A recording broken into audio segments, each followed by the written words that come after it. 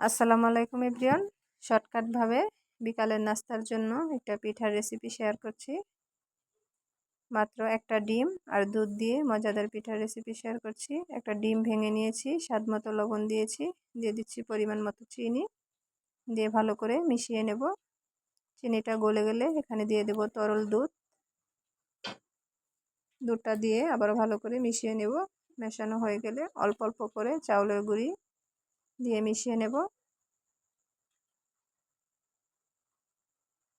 এইভাবে কিছুক্ষণ সময় নিয়ে চাউলের গুঁড়িটাকে মিশিয়ে নিতে হবে।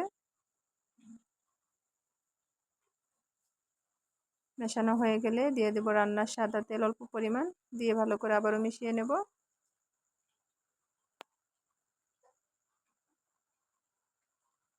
এবার পিঠাগুলোকে ভেজে নেব অল্প পরিমাণ তেল দিয়ে। তেলটাকে গরম করে অল্প অল্প করে পিঠা দিয়ে ভেজে নেব। একইভাবে সবগুলো পিঠা আমি দিয়ে দেব।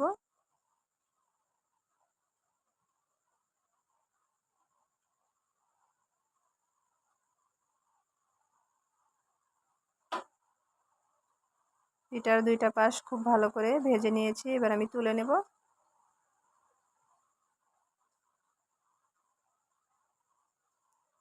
তৈরি হয়ে গেল বিকালের নাস্তার জন্য শর্টকাট একটি পিঠার রেসিপি। ভিডিওটা ভালো লেগে থাকলে চ্যানেলটাকে সাবস্ক্রাইব করে দেবেন। ধন্যবাদ সবাইকে। আসসালামু আলাইকুম।